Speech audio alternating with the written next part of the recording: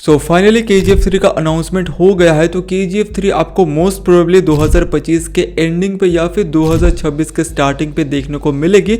But इस movie से पहले आपको मॉन्स्टर यूनिवर्स के और भी काफ़ी सारे मूवीज़ जैसे कि NTR 31, सालार, बगीरा, ये सब कुछ भी देखने को मिल सकता है, जो KGF 3 को बहुत ही अच्छे से सेटअप करने वाली है और अ काइंड ऑफ स्पॉइल भी करती है। तो अगर आप इंटरेस्टेड हो KGF 3 की स्टोरी जानने के लिए तो वीडियो को एंड तक जरूर से देखना। तो KGF 3 का जो नया टीजर या फिर अनाउंसमेंट वीडियो रिलीज किया गया है, वहां पर आप लोग देख सकते हो KGF 2 का एंडिंग को रिवर्स करके दिखाया जा रहा है। और इंटरनेट पे बहुत सारे ऐसे थ्योरीज थी कि जो विजेंद्र का कैरेक्टर हमें KGF 2 के अंदर दिखाया गया था, और क्योंकि वो रॉकी भाई को पसंद नहीं करता था तो वो शायद से एक अनरिलायबल कैरेक्टर या फिर मैं कहूँ नरेटर था इस स्टोरी का। प्लस KGF 1 की स्टोरी विजेंद्र की फादर ने सुनाई थी, जिसको एक भी प्रॉब्लम नहीं था रॉकी भाई से, बट विजेंद्र डेफिनेटली रॉकी भाई को हेट करता है। और क्योंकि विजेंद्र के फादर रॉकी भाई के कारण ही अपनी फैमिली को इग्नोर कर रहे थे, इसीलिए बेसिकली विजेंद्र KGF 2 के अंदर एक अनरिलायबल नैरेटर बन जाता है, जिसके बातों पे हमें विश्वास नहीं करना चाहिए। इसीलिए KGF 2 की जो एंडिंग हमें मूवी पे देखने को मिली है, शायद वैसा कुछ असल में हुआ ही नहीं था। मतलब कि रॉकी अपने गोल्ड के साथ समुद्र पे डूबा ही नहीं था। पर अगर हम यहाँ पर 1 मिनट के लिए मान भी लेते हैं विजेंद्र ने जितने सारे इवेंट्स हमें बताया वो सही बताया था, और रॉकी भाई सच्ची में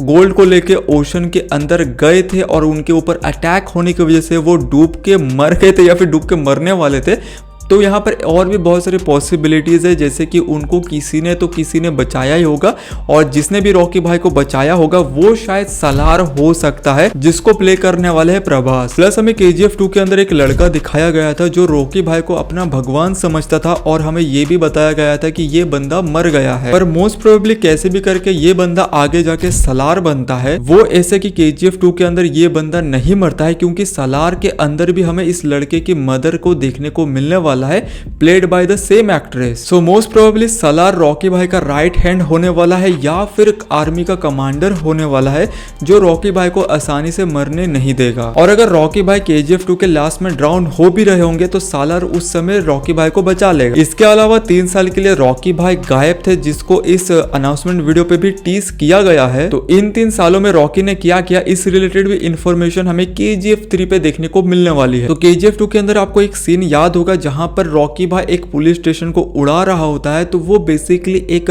ग्रे कलर वाले एरिया में था, और प्रशांत नील एक बगीरा नाम की मूवी पे काम कर रहे हैं, जिसके मेन रोल पे हमें एक पुलिस ऑफिसर देखने को मिलने वाला है, और ये मूवी KGF यूनिवर्स के साथ कनेक्टेड होने वाली है। इसके अलावा सालार और रॉकी भाई के सामने उनका सबसे बड़ा ऑब्स्टेकल हो सकता है NTR 31 का कैरेक्टर, और प्रशांत नील NTR 33 पे भी काम कर रही है, जो मोस्ट प्रोबेबली KGF यूनिवर्स को सेटअप करेगी। और ऐसा कहा जा रहा है कि सालार के अंदर जो विलेन है वो बेसिकली NTR के फादर होने वाले हैं। तो मे बी सालार मूवी के अंदर सालार NTR के फादर को मार देगा, जिसके बाद NTR में भी इंडियन गवर्नमेंट के साथ काम करने लगेगा to take down Salaar and Rocky Bhai. Plus KGF 3 के अंदर आपको रॉकी भाई और सालार वर्सेस NTR और बगीरा देखने को मिल सकता है, जो कि काफी बड़ा प्लॉट हो सकता है मेरे हिसाब से। और KGF 3 इस यूनिवर्स का लास्ट मूवी और एक एंड गेम इवेंट हो सकता है, और अगर प्रशांत नील चाहे तो इस यूनिवर्स को और भी आगे बढ़ा सकते हैं। बट अभी के लिए KGF 3 रिलेटेड आपकी क्या थ्योरीज है वो मेरे को कमेंट करके जरूर से बताना।